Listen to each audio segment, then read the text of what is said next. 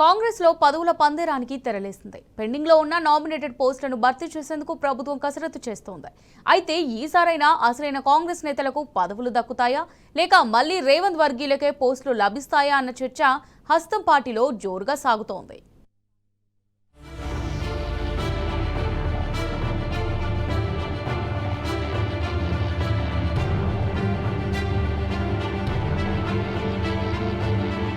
తెలంగాణలో కాంగ్రెస్ ప్రభుత్వం ఏర్పడి దాదాపు 20 నెలలు కావస్తోంది.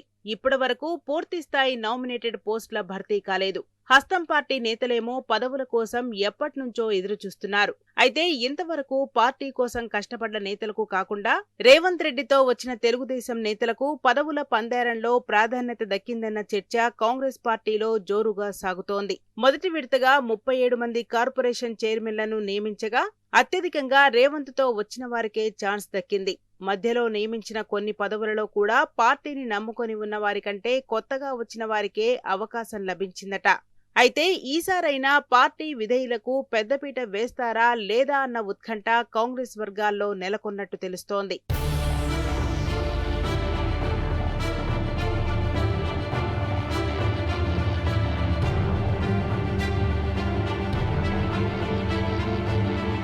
కాంగ్రెస్ అధిష్టానం పదవుల పంపకాలలో పార్టీ నేతలను 3 కేటగిరీలుగా విభజించింది.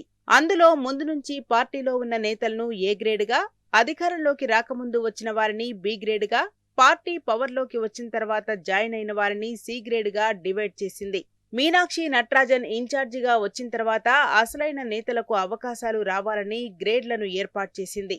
అయితే ఇటీవల పీసీసీ కార్యవర్గ ఏర్పాటులో పాతవారి కంటే పార్టీ పవర్లోకి వచ్చిన తర్వాత చేరిన వారికే అవకాశాలు దక్కడం విమర్శలకు తావించింది. అయితే ఇప్పుడు జరిగే నామినేటెడ్ పోస్టుల భర్తీ వ్యవహారంలోనైనా పాత కాంగ్రెస్ నేతలకు పదవులు దక్కుతాయా లేదా అన్న చర్చ గాంధీ భవన్లో జోరుగా సాగుతోంది.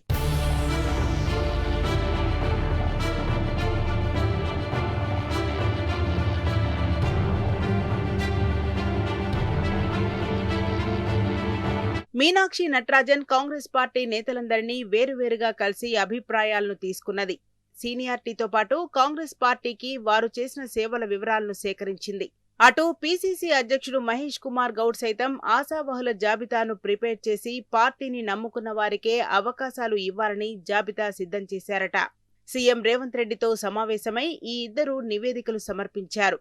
ఏఐసీసీ అధ్యక్షుడు మల్లికార్జున్ ఖర్గే సైతం జూలై 31 నాటికే నామినేటెడ్ పదవులను భర్తీ చేయాలని ఆదేశించినప్పటికీ పెండింగ్ లో పెట్టడాన్ని కాంగ్రెస్ నేతలు జీర్ణించుకోలేకపోతున్నారు. అయితే తాజాగా సీఎం రేవంత్ రెడ్డితో పీసీసీ చీఫ్ మహేష్ కుమార్ గౌడ్ భేటీ అయి పార్టీ కార్యక్రమాలతో పాటు నామినేటెడ్ పోస్టుల భర్తీ వ్యవహారంపైన చర్చించారు. దీంతో మీనాక్షి నటరాజన్ ఇచ్చిన జాబితాకు రేవంత్ రెడ్డి ఓకే చెబుతారా లేదా అన్న అనుమానం కాంగ్రెస్ నేతల్లో నెలకొందట. మీనాక్షి ఇచ్చిన లిస్టు ప్రకారం పాత నేతలకు పదవులు వచ్చే అవకాశముంది. కానీ ఇప్పటికే పీసీసీ కార్యవర్గ భర్తీలో జరిగిన విధంగానే ఇప్పుడు కూడా సీఎం రేవంత్ రెడ్డి తనతో వచ్చిన వారికే ఛాన్స్ ఇప్పించుకునే ప్రమాదం ఉందన్న వాదన వినిపిస్తోంది.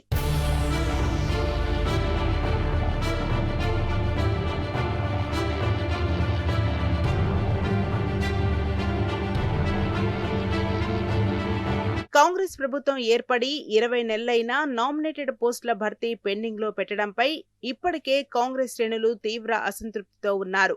కనీసం ఇప్పుడైనా అధిష్టానం అసలైన నేతలకు అవకాశం ఇస్తుందా, లేక రేవంత్ రెడ్డికి నచ్చిన వారినే పదవులు వరిస్తాయా అన్నది హస్తం పార్టీలో ఆసక్తికరంగా మారింది. ఒకవేళ పాత నేతలకు పోస్టులు దక్కకపోతే వారెలా రియాక్ట్ అవుతారో చూడాలి.